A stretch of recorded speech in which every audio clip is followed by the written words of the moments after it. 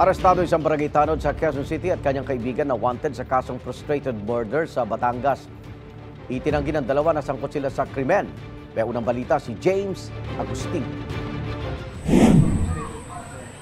Sa labas ng Barangay Hall, inaresto ng mga operatiba ng Galas Police Station ng 54 anyos sa Barangay Tanod sa Quezon City. Wanted siya sa 2 counts ng kasong frustrated murder. Ilang oras na nakalipas, naaresto rin ang kapwa niya akusado at kaibigang 45 anyos habang kumukuha ng police clearance. Nakatanggap po kami ng tips na ang isang BPSO ay mayroon po siyang warrant of arrest. So matapos po nating i-surveillance at i-verify, nakilala po natin siya na siya po talaga yung hinahanap ng batas. At yung kasama naman ho niya, napag-alaman ho namin na lumipat na ho ng ibang lugar pero dito pa rin siya kumuha ng police clearance.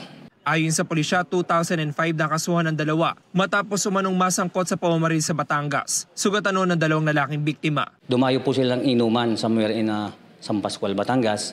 So matapos po silang makipag-inuman, na-involve po sila sa barilan.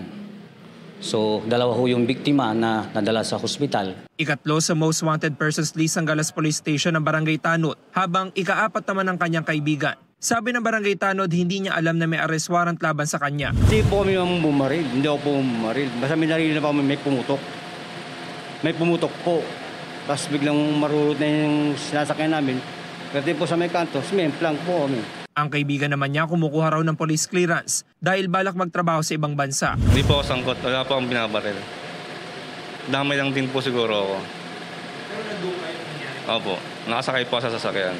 Nakapag-return of warrant na ang pulisya at hinihintay na lang ang commitment order mula sa korte. Ito ang unang balita. James Agustin para sa GMA Integrated News. Igan, mauna ka sa mga balita, mag-subscribe na sa GMA Integrated News sa YouTube para sa iba't ibang ulat sa ating bansa.